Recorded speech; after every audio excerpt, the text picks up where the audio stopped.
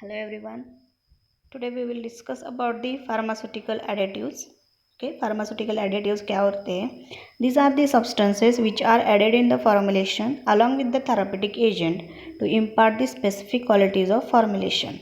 Pharmaceutical additives क्या होते हैं? ऐसे सब्सटेंसेस जो भी फॉर्मुलेशन में ऐड किए जाते हैं अलॉन्ग विद द एपीआई और थेरापेटिक एजेंट और जो भी मेन ड्रग है उसके साथ to impart the specific qualities, जो भी हमें स्पेसिफिक क्वालिटी चाहिए प्रोडक्ट में उसको इम्पार्ट करने के लिए और उसको इंट्रोड्यूस करने के लिए जो भी सब्सटेंसेस फॉर्मुलेशन में ऐड किए जाते हैं उनको क्या बोलेंगे? Pharmaceutical additives. अभी उसकी आइडियल प्रॉपर्टीज़ क्या होनी चाहिए फार्मास्यूटिकल एडिटिव्स की? It must be pharmacologically inert, मतलब उसने फार्मेकोलॉजिकली प्रोडक्ट के साथ या फिर जो भी एपीआई है, जो भी ड्रग है उसके साथ कुछ भी फार्मेकोलॉजिकल एक्शन क्रिएट नहीं करनी चाहिए।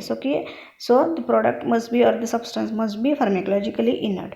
Then no interaction with drug, उसने ड्रग के साथ भी कुछ इंटरेक्शन कर मतलब जो भी क्रिएट है वो नहीं करनी चाहिए।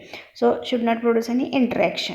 देन फिजिबल मतलब वो इजीली अवेलेबल होने चाहिए, कॉस्ट इफेक्टिव, कॉस्ट भी लेस होनी चाहिए, नॉन टॉक्सिक, कुछ भी टॉक्सिसिटी ड्रग के साथ ओके या फिर फॉर्मुलेशन के साथ उसने प्रोड्यूस नहीं करनी चाहिए।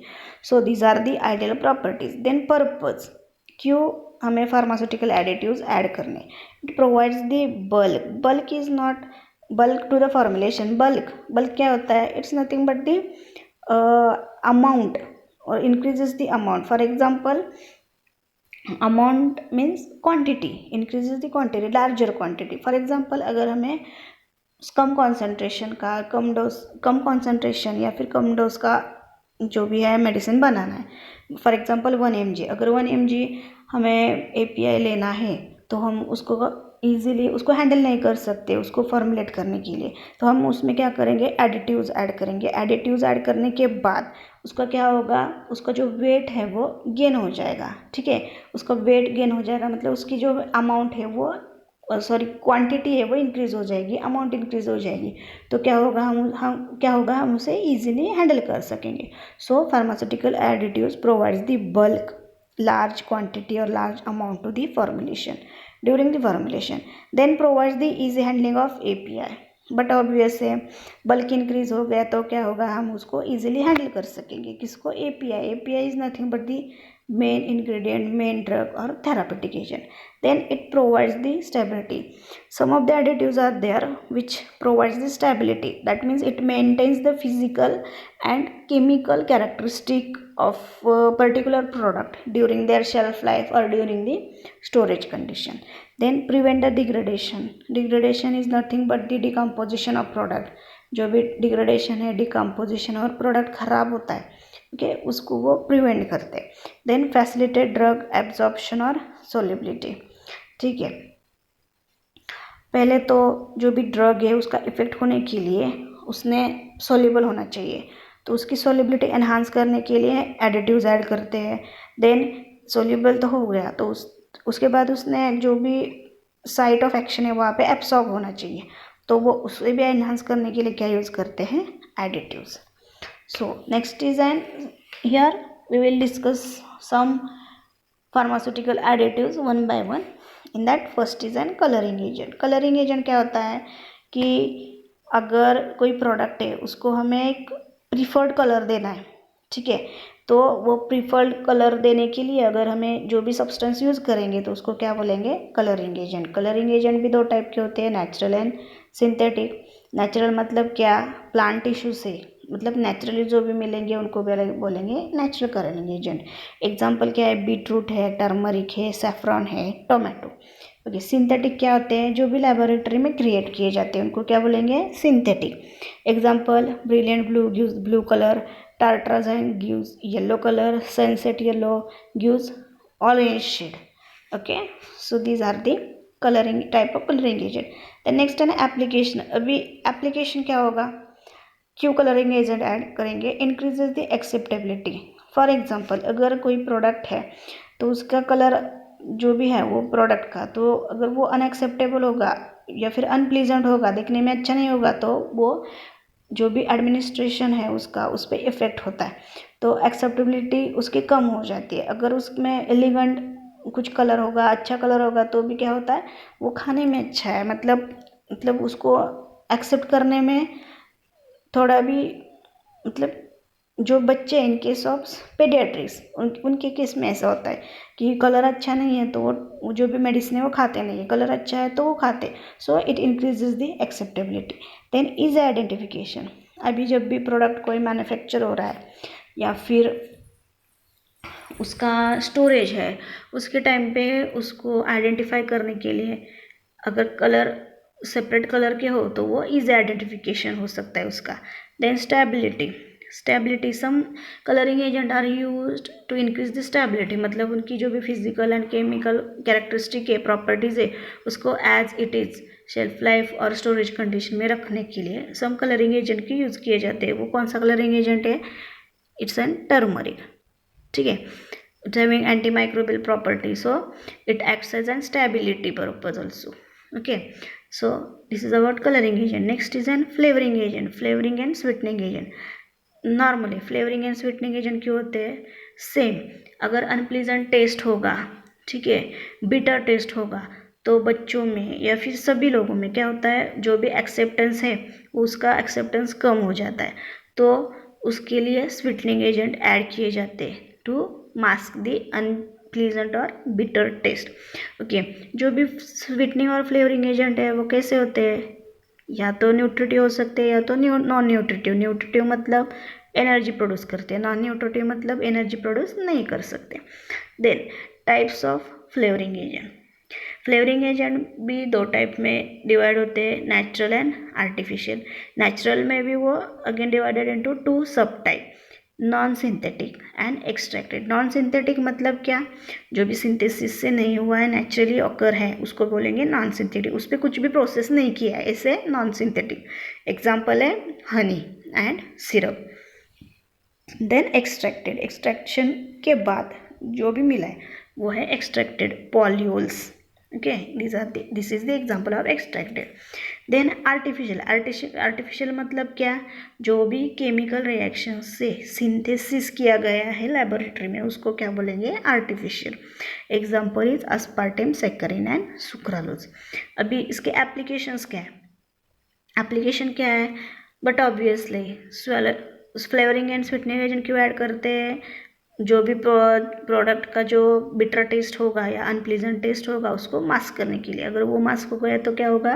Automatically increases the acceptability. अभी कई स्वीटनिंग एजेंट ऐसे हैं कि वो फूड में ऐड किए जाते हैं as an low calorie food. Okay, तो उसका एग्जाम्पल क्या है? Honey is the best example which gives the sweet taste but having a low calorie, okay, for the diet. Then next is an cosolvent. Cosolvent क्या होता है? ऐसा substance होता है जब भी हम टू और मोर सेपरेट सब्सटेंस में ऐड करते हैं। टू और मोर सेपरेट सब्सटेंस मतलब क्या होते हैं कि जो टिपिकली इमिसिबल होते हैं। ऐसे दो सब्सटेंस में अगर हमने को-सॉल्वेंट ऐड किया तो क्या बनाता है? उनको मिसिबल बना देता है, ठीक है। अभी आप इस फिगर में देख सकते हैं, यहाँ पे दो सेपरेट फेजेस दिख रहे हैं। ये क्या है? दो सेपरेट सब्सटेंसेस जो भी इमिसिबल है एक दूसरे में, वो मिसिबल नहीं है। हमने क्या किया? को-सॉल्वेंट ऐड कर दिया, ठीक है।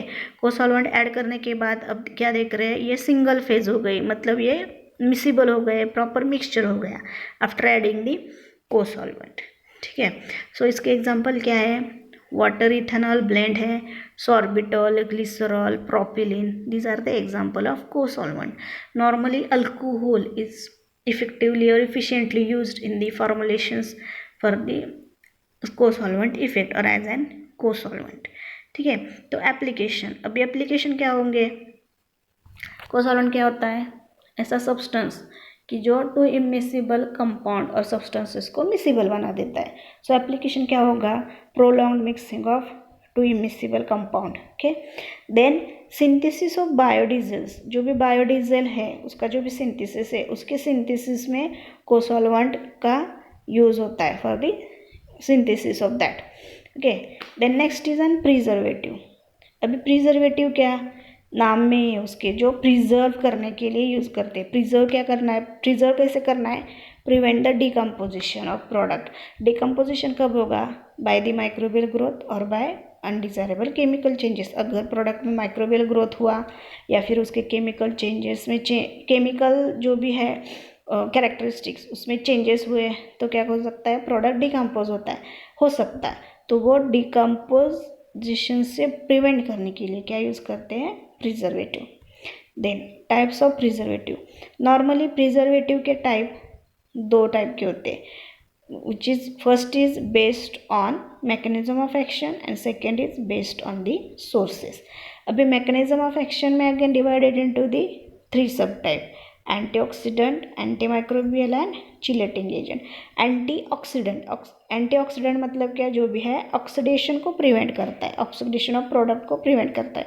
जो भी फार्मास्यूटिकल प्रोडक्ट है उसका ऑक्सीडेशन को प्रिवेंट करता है। ओके, ऑक्सीडेशन मतलब क्या होता है? Loss of electron during the reaction और ड्यूरिंग द मैन्युफैक्चरिंग प्रोसेस और ड्यूरिंग द स्टोरेज उसका इलेक्ट्रॉन लॉस हो सकता है, तो वो हो गया ऑक्सीडेशन प्रोसेस। उसको प्रिवेंट करने के लिए क्या यूज़ करते हैं? एंटीऑक्सीडेंट के एग्जांपल क्या है? विटामिन ई, विटामिन सी।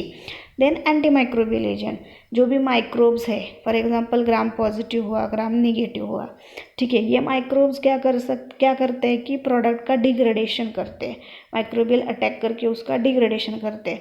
तो एंटीमाइक्रोबियल क्या होते हैं कि वो ग्राम पॉजिटिव और ग्राम निगेटिव जो भी बैक्टीरिया है उनके अगेंस्ट काम करते हैं, ठीक है। सो इनको बोलते हैं एंटी माइक्रोबियल एजेंट। एग्जाम्पल क्या है? Benzoate, benzoic acid and sodium benzoate. Okay, the next is N chelating agent. Chelating agent क्या होते हैं? चिलेटिंग एजेंट क्या करते हैं? It forms a complex with the pharmaceutical ingredient. अगर ये फार्मास्यूटिकल इंग्रेडिएंट के साथ या फिर ड्यूरिंग फॉर्मुलेशन हम यूज़ करें तो क्या करेंगे? जो भी इंग्रेडिएंट है, सेपरेट इंग्रेडिएंट पूरे फॉर्मुलेशन में, उसके साथ वो कॉम्प्लेक्स फॉर्म करते हैं। सो कॉम्प्लेक्स फॉर्म हो गया तो क्या होगा? It prevent the decomposition of product and acts as an preservative. Example क्या हुए? सिट्रिक एसिड है एग्जाम्पल, देन citric acid है and polyphosphate. These are the example of preservative. Then next type is based on the sources. Again it subdivided into two type, natural and artificial. two type की source होंगे ना, natural and artificial. natural मतलब natural source से मिला है वो natural, artificial मतलब chemical synthesis से जो बनाया गया है वो artificial। अभी नेचुरल के एग्जाम्पल क्या है? नीम ऑयल हो गया, सॉल्ट हो गया, लेमन हो गया। These are the natural sources of preservative.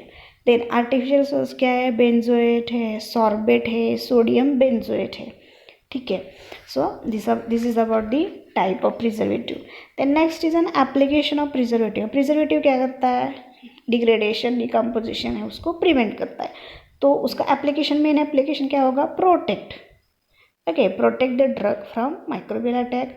Okay, drug protect हो गया माइक्रोबियल अटैक से तो क्या हो जाएगा? Stabilize the product. वो प्रोडक्ट जो है वो स्टेबलाइज हो जाएगा, मतलब उसकी फिजिकल और केमिकल जो भी कैरेक्टरिस्टिक है वो एज इट इज़ रहेगी ड्यूरिंग द स्टोरेज कंडीशन और ड्यूरिंग शेल्फ लाइफ। वो स्टेबलाइज हो गया मतलब ऑब्वियस है उसकी शेल्फ लाइफ इंक्रीज हो जाएगी, ठीक है। शेल्फ लाइफ उसकी इंक्रीज होगी तो क्या होगा? एनहांसेस द एक्टिविटी, उसकी एक्टिविटी एनहांस हो जाएगी एंड एफिकेसी भी एनहांस हो जाएगी। Okay, so this is about the application. So this is about the pharmaceutical additives. I hope you all got all the points. अगर कोई डाउट हो, queries हो तो कमेंट बॉक्स में कमेंट करना ना भूलें। अगर किसी और टॉपिक पे अगर डिस्कशन चाहिए, लेक्चर चाहिए तो भी कमेंट करना ना भूलें, ठीक है। Thank you very much for the listening today's video. Thank you so much. Stay home, stay safe.